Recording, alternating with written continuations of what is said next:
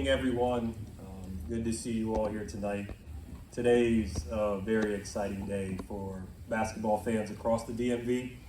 As an organization, Trae, we want to officially welcome you here to DC. You guys have all seen it. You guys have seen him play basketball.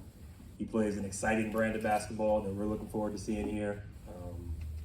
He just plays with a level of confidence, a level of competitiveness that we feel like we'd like to add. And it's what sets him apart when you watch him play amongst the other guards in the league. So happy to have him here. Trae's been a force since he got in the league.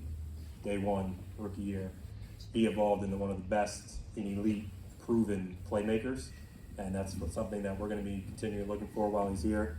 I know the front office, the evaluators, we feel extremely strongly about his ability to amplify the young talent that we have, the young talent that we're going to keep adding to the team as we go through the player development process that we are going to stick to here in DC. So we had dinner last night. Even though he's entering the beginning of his prime, he's got a lot of basketball left in him. And he's got a lot of goals and aspirations that he wants to reach. And we're here to help him do that and continue his player development process because, as you guys know, that's our motto. You come here, you get better, you work on your game, and he's going to continue to do that while amplifying others. So again, we're excited to add to the rebuild of the organization. But I do want to pause for 1 second because I do think it's important to acknowledge that there's two sides to every trade. And I do want to recognize that for a second and say thank you to Corey Kispert, who ultimate professional. When Michael and I first got here, he was one of the few guys that was able to stay because he understood what it was about, who he was as a human, who he was as a worker, a professional. He left this place better, and I want to thank him and his wife and his family for his time in DC. And obviously CJ's time was a little shorter, but he still had a significant impact in how he led and what he taught our young guys and left this place better. So we wish them both well. I want to say thank you to them. But again, when Michael and I, we got here 2.5 seasons ago, I guess it is now, and we're still on the road to rebuilding the team. We wanted to emphasize a few things and the importance on remaining flexible throughout the rebuild, the importance of thinking in layers and stacking things up, and then I'd say being flexible and being opportunistic and doing that while finding players that fit towards our long-term vision, which is sustained success. And I think looking back on the trade we made today, that reflects well on all those principles. So Trae aligns with what we're trying to do. We are happy to have him here in DC. I've seen him in so many different jerseys, starting in Norman High School, Mocan, AAU, McDonald's, Hoop Summit with the USA on his chest, to Boomer Sooner, OU, to his professional career. I'm excited that the next jersey he's going to be wearing will be one of the Washington Wizards. So with that, I'll open it up for questions and officially welcome Trae to DC. Start with Josh, third row on the right side. Trae, Josh Robbins with The Athletic. Welcome. Thank you. Yeah. You were said to want to be here more than any other team. Why is that? What was it about this situation and city that made you want to be here? I think there was a lot of factors. I think for me, there's a lot of different directions I could have went, as far as my goals and what I want my legacy to be at the end of the day. And for me, just being able to have an impact on my teammates and people around me, I feel like I did a good job of that as a young player in Atlanta. So being able to be a vet and doing it with these young guys here, I feel like I have more experience and more things that I can give these young guys. And I'm just super excited. This is, for me, DC is overlooked as far as a big market. In the NBA, I feel like this is a big market, and I just feel like I'm being able to come into an opportunity to be myself. I'm around people that obviously have known me for a long time and know the type of person I am and the type of winner I want to be. And I know it's a day-by-day process. I know what it takes, so it's not going to be easy. But I know this is a place that I'm excited about, and I was excited about whenever I heard it could be a possibility. Hey, Will Noah Trister with the AP.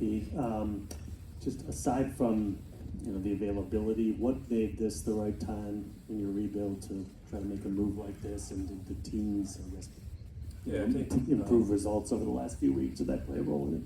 I think as an organization, we have a long-term plan, and we're not going to do anything that deviates from that. As I kind of explained earlier, I think Trae fits into what we're trying to do based on the development of a lot of the other players and how he's going to help amplify them. So we're always going to be, like I said, opportunistic. And when you have a four-time All-Star, All-NBA player available who wants to come to DC and help make it what we want it to be, it was an easy partnership and an easy decision, to be honest with you. You want to give your second microphone over to Renato in the second row? Go ahead. Gerardo Lopez, Cultura Sports. Trae, welcome, bienvenido. You are a proven caliber, high caliber player, four-time All-Star, with criticism coming from everywhere nowadays. How do you manage the outside noise? Man, I'm comfortable in my skin. I know who I am. Like, I know the people that are really around me. They like every day. Like, they know like who I am, and whatever like stuff comes out. I mean, there's so many fake things that come out that I just let slide, and I'm just, because I know the people around me really understand it, and I know one day when I do ultimately win, like we all do here, all that negativity will flip and be positive, and stuff like that wouldn't even come out and even be brought up. So for me, I'm a big believer in faith, and I believe everything happens for a reason. I'm just riding that wave, and I know sometimes you gotta go down to get up, and for me, I just sometimes let things slide, and I deal with it because I know who I am. Gene, go ahead. Hi, Trae, Gene Wong with the Washington Post. Welcome to DC. So have you had a chance to kind of interact with your new teammates yet, and kind of what the Yeah. conversation's been like so far? Oh yeah, I definitely had. This morning I got to shoot around, and it was exciting. And I was looking forward to it. I thought I'd see him yesterday, but I heard Chris had some stuff going on, and so they couldn't see me yesterday when I toured the arena. But going to shoot around this morning, like seeing Alex Sarr, I told Bilal, he got me a couple times these last few years. So I'm glad I'm on his side now. We can work together on trying to get some other guys. But it's cool. Like, there's so many young guys here, and they're so mature too. Like, as young as they are, you can see the maturity in them. Like the want to learn. Like, some of them have been asking me some questions already. Trae, and like those guys are they're just sponges. You can tell, and they're gym rats. And to piggyback off CJ, like CJ, hearing him talk about the organization earlier this season, and I mean, that was a big viral thing about how this is all changing around here. And I think, I mean, you can, for me, just being here this past 24 hours, you can tell this is a lot different than what people can from the outside may see. And one thing I'll add on that, just like the conversations we've had about basketball, about the team, he obviously processes at a very high speed and knows the game, but he's a junkie of the game and watches it. So he already knows the idiosyncrasies of some of our guys and what they can and can't do and where they're going to be going. So he walked in with the knowledge playing against these guys, but with a healthy respect for them too, where he's going to be able to pick up right away. It's going to be good. Follow up to that, Trae, you had a taste of a playoff run early in your career. How can the wisdom from that impact the rest of the guys in the locker room? I mean, for me, it can help a lot. Like, I played with a guy like in Lou Will that was his deepest run, and who had played 18 seasons in the NBA. And so for me, I understand like how hard it is to even get to that point. And so for these young guys, I think just understanding that it's a day-by-day process. Like, you can't skip steps, you can't look too far ahead. You got to focus on each and every day and focusing on how can you get better. And just from being around here this short time that I have been, that's the focus around here. And I love that. That's how I've been raised and grew up thinking that's how I would be able to be in this position today. And that's why I'm glad to be here. Bijan, front row right. Hi, Trae. Bijan Todd, Miami Mail Sports Network. What's up? Branching off of Gene's first question, you being a true point guard on the floor with the Wizards' young core that's already intact, How do you feel like you can mesh on the floor with them, and how can you help guys like Bub Carrington, Keyshawn George, Bilal Koulibaly, Alex Sarr? How can you help them get better? Man, for me, like, one of my favorite players growing up was Steve Nash and Chris Paul as well. So for me, I always learned that the ball brings energy, gives energy. And so that's why I love passing. And I know as soon as, I run a pick and roll with Alex, I get him a little drop off to a dunk or a lob, or I see Bilal cutting and he gets the ball, and it's not just cutting just to cut. I mean, that builds chemistry, that builds trust, and they got to know I give effort on the other end too, and they're going to see that, and that's how you build trust with your teammates, and that's just something that, it'll happen over time as we play, with each other, and we just got to continue to get those reps up. Alex along the wall on the left side. Alex Phone with DC News Now. Welcome to DC. Trae, obviously, you and everyone in the NBA wants to win a title one day, right? So Yeah. when you look at this Wizards team, what kind of potential do you see in this roster for you teaming up with them, and whatever Will and Michael want to build going forward to get to that top point? And is that a big part of why you came here? Of course. You don't want to go somewhere and just expect to lose your whole time there. For me, I understand, where we're at right now and where we want to go. So for me, like I said, over and over again, it may sound like a broken record, but this is a day-by-day process. And, including the summertime. I can't wait to bring those guys out to LA to work out with me this summer. You know what I'm saying? And I've been working out there every summer, and I usually bring teammates out there, and this is a lot of young guys, and so I can really, really bring these guys out there and make sure that they come out there and we all get some work in and runs and build that chemistry that way. So that's a day-by-day process. So for me, I don't want to look too far ahead or set expectations on when this will happen, because you never know. It happened faster than I expected in my last place, so you never know when it can happen. But if you focus on the daily stuff, things are gonna work out. David, second row. Trae, David Aldridge with The Athletic. Welcome to DC, man. Yes, sir.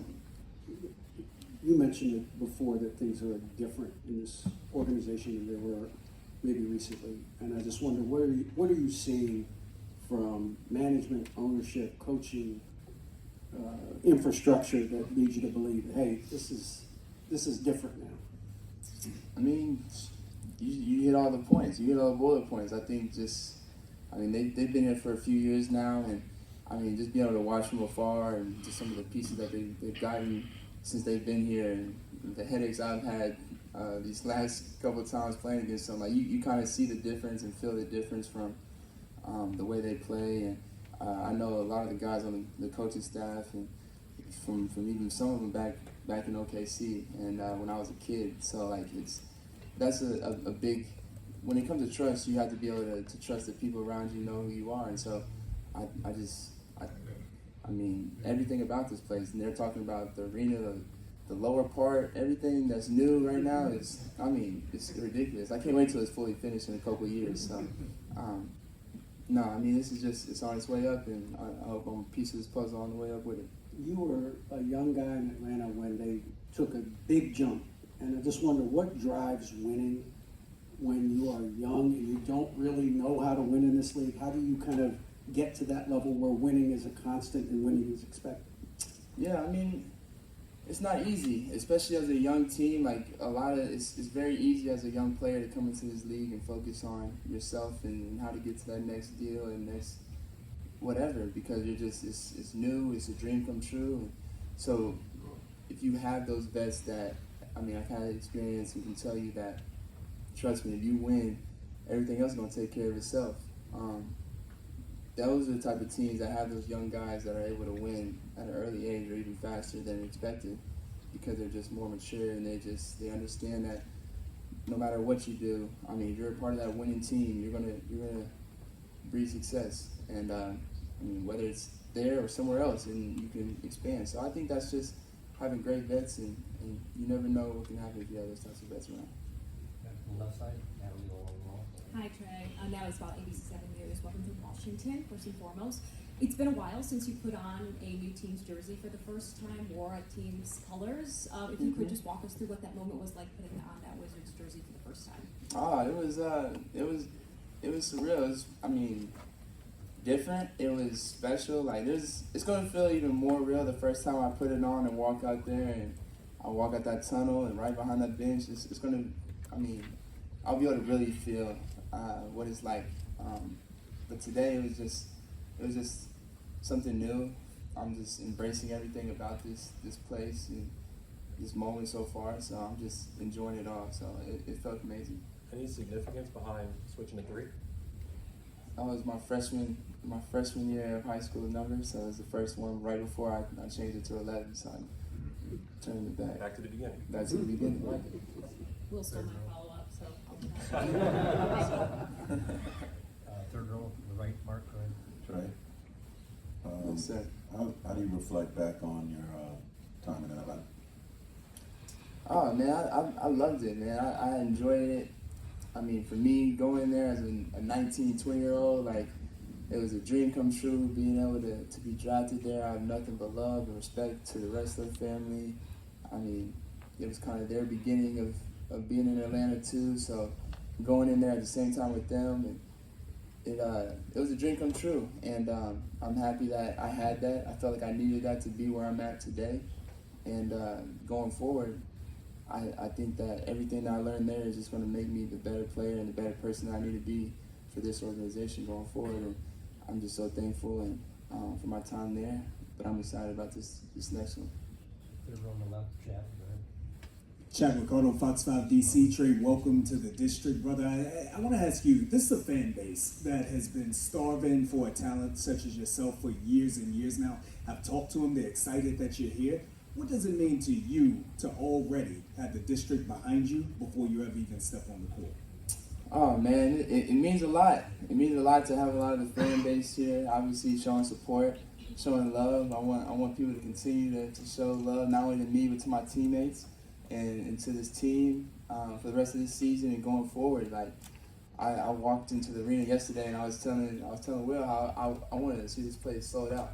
Like I remember seeing this place and we're about to retire John Wall's jersey and just seeing it as a kid. Like I mean, packed out. Like I want to get it back to that. You know what I'm saying? And it's not just me. It's gonna be this team and everybody a part of it. So I just am super excited to have this feeling. I'm glad that the fan base is excited and we're gonna give them something to be excited about going forward. And that's on us to take these day by day habits and put them out there. Chase, go ahead. Hi Trae, Chase Hughes, Monumental Sports Network. My question's actually for Will. You mentioned knowing him and seeing him from an early age, all the different jerseys. Can you expand on that and how you've seen him progress over the years? Oh, wow. Probably saw him come to one of our games and he was like 12, 13 years old. And people were like, hey, he's a young talent. There's a lot of ties there being in Oklahoma City. It's a small town. He's from Norman.